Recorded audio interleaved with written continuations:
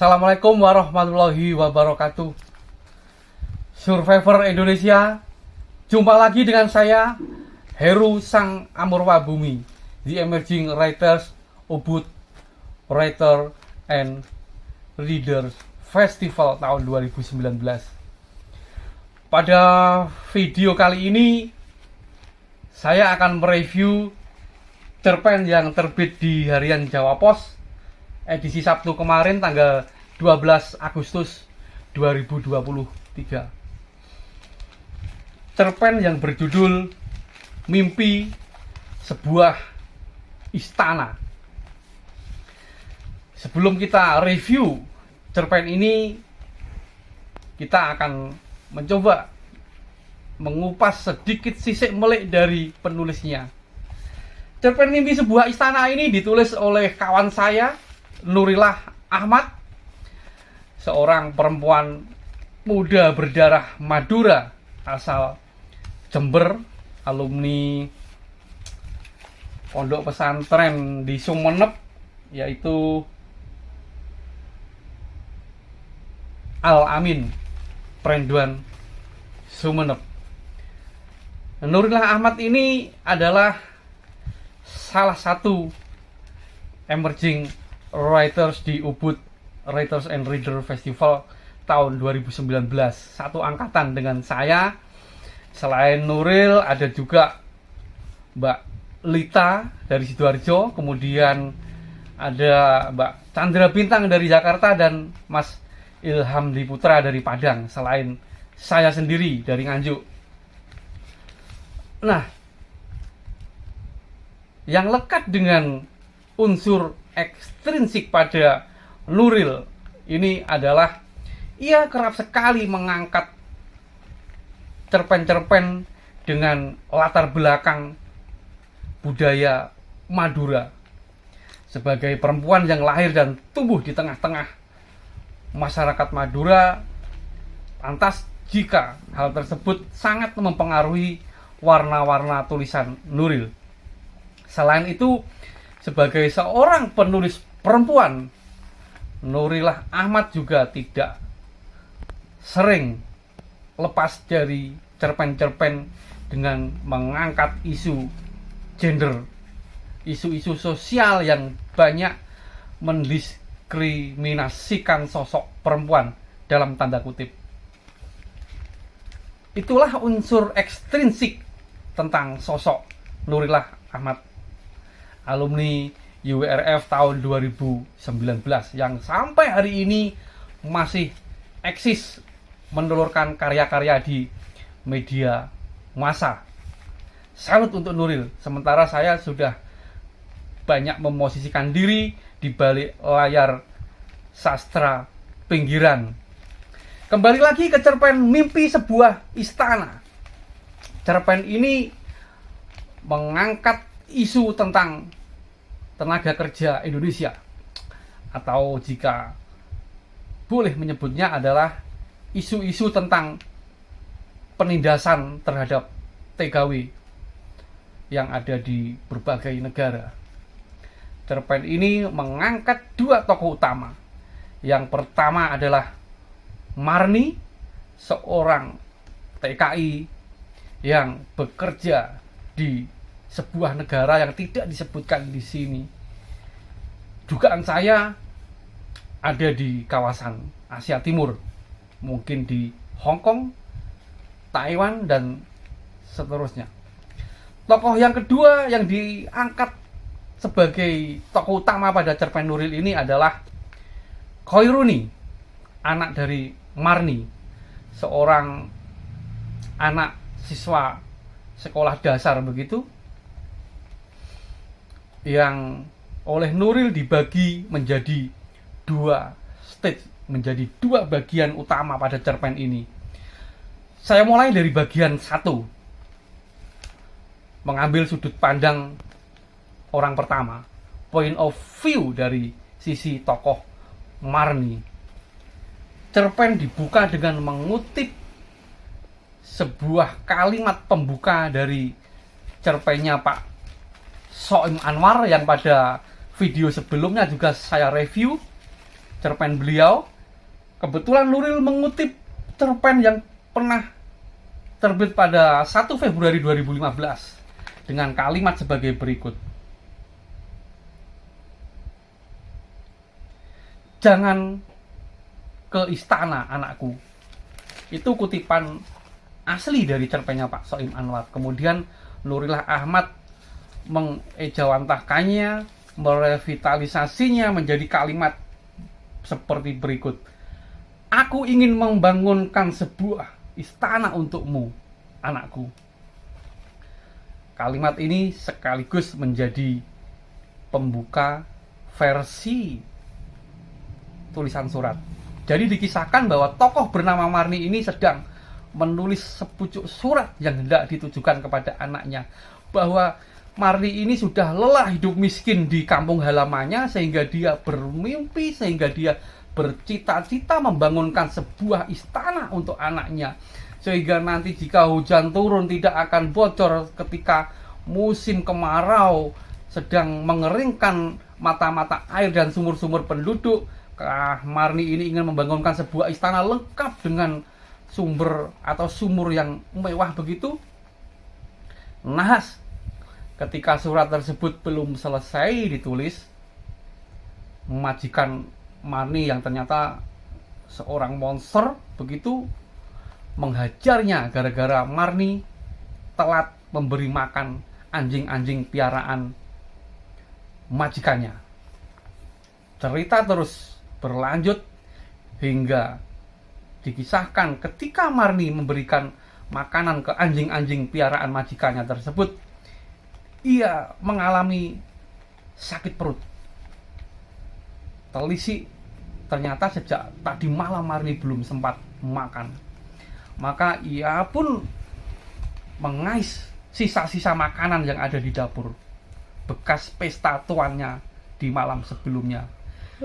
Nahas lagi, ketika Marni hendak menyelesaikan kejadian tersebut, datang nyonya besarnya, majikan perempuannya yang lagi-lagi menghajarnya karena Marni dianggap lemot, dianggap lambat dalam menangani pekerjaan-pekerjaan yang diberikan nyonya besarnya. Singkat cerita, Marni mengalami penyiksaan, punggungnya disetrika, paha kirinya disetrika sampai ia menjerit-jerit, sampai ia meronta-ronta. Namun Marni berusaha tetap bertahan. Ia menyembunyikan selembar kertas yang ia lipat-lipat yang tadi berisi sepucuk surat yang hendak dia kirim kepada anaknya yang ada di tanah air di Indonesia sana, yang belum sempat selesai. Cerita terus berlanjut. Pada suatu malam, majikannya tersebut sedang mengadakan pesta besar. Tiba-tiba di keheningan malam, kamar Marni didobrak oleh seorang tamu, teman tuan besarnya begitu, dalam keadaan mabuk yang hendak memerkosa Marni.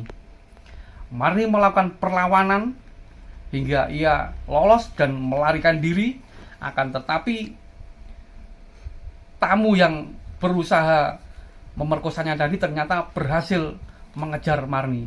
Singkat cerita, Marni menendang tamu yang hendak menodai dia sampai tamu tersebut jatuh dari tangga dan kepalanya berdarah begitu.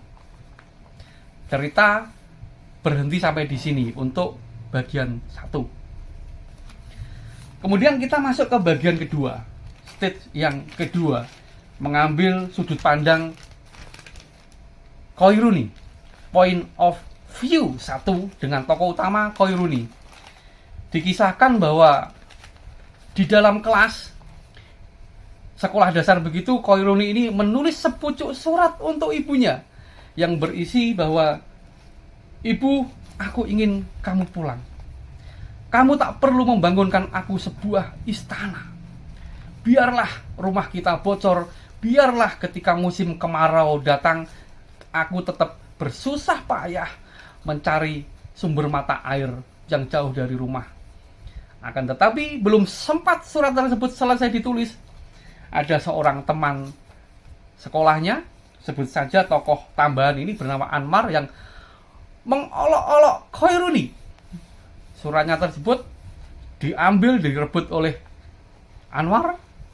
Ya, seperti anak-anak SD pada umumnya, Anwar membacakan isi surat tersebut keras-keras, kemudian sambil menertawakan, yang disambut oleh teman-teman sekelasnya juga dengan tawa terbahak-bahak dan mengolok-olok Khairuni. Singkat cerita, Khairuni mendapatkan perlakuan perundungan yang luar biasa di dalam kelas tersebut. So, isi kelas bernyanyi-nyanyi bahwa anak TKI mau membangun istana seperti itu. Hingga Marni seperti tidak tersadar ketika kelas sudah kosong.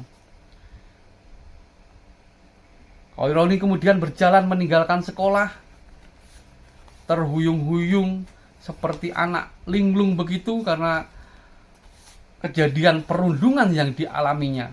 Hingga di bagian akhir cerpen ini dikisahkan Khairuni melihat seorang penggembala kerbau sedang berlari mengejar kerbaunya yang lepas. Saat itulah Khairuni menemukan seutas tali tambang, atau orang Jawa menyebutnya seutas tampar, bekas tali kerbau barangkali yang ditinggalkan penggembala tadi, yang tali tersebut masih menggantung di sebuah pohon. Saat itulah Khairuni tahu apa yang harus dilakukannya dengan adanya sebatang pohon dan seutas tali tambang. Cerpen berhenti sampai di situ. Sebuah teknik ending yang sangat berhasil, teknik ending yang menggantung. Saya masih menyisakan benak bertanya-tanya, kira-kira apa yang akan dilakukan Khairuni dengan pikiran yang sedang kalut. Dalam tanda kutip, barangkali ibunya si Marni tadi tidak akan pernah kembali. Dalam kondisi psikologis tertekan seperti itu, di hadapannya ada sebatang pohon, kemudian ada sebuah tali tambang yang lepas atau bebas tanpa ada orang di situ selain dirinya sendiri. Apakah Khairuni akan mengakhiri hidupnya? Semua pembaca bebas menafsirkannya. Itulah yang disebut teknik menggantung. Dari cerpen ini saya menafsirkan Nuril mengangkat dua isu penting yang kerap kali mewarnai kehidupan sosial masyarakat kita. Pertama adalah ternyata masih ada penindasan, ternyata masih ada ketidakadilan hukum yang menggampar para tenaga kerja wanita kita yang ada di luar negeri. Perlindungan terhadap mereka saat ini dalam tanda kutip masih banyak yang lolos, masih lemah. Negara harus hadir untuk memastikan bahwa warganya yang menjadi TKI, warganya yang menjadi TKW di luar harus tetap terjamin keamanan sosialnya. Yang kedua, Nuril ingin mengangkat betapa isu-isu perundungan terhadap anak-anak di sekolah itu harus kita lawan, harus dihentikan. Tak boleh ada lagi perundungan di level anak-anak, terutama di lingkungan sekolahnya. Jika boleh memberikan catatan pada cerpennya Nurillah Ahmad ini, barangkali sepanjang saya banyak membaca karya-karyanya, Nuril ini lekat sekali dengan cerita-cerita yang menyedihkan, yang mengharu-birukan. Sah-sah saja sih, akan tetapi kelak suatu hari aku pengen Nuril ini menulis juga cerita yang tanpa membuat perasaan pembacanya teraduk-aduk, nyesek, bersedih seperti itu. Mungkin itu yang bisa saya review dari cerpen karya Emerging UWRF 2019 ini. Cerpen yang terbit di Harian Jawa Pos tanggal 12 Agustus kemarin yang berjudul Mimpi Sebuah Istana. karya Nurillah Ahmad. Sampai jumpa di video-video review selanjutnya. Terima kasih. Indonesia masih ada.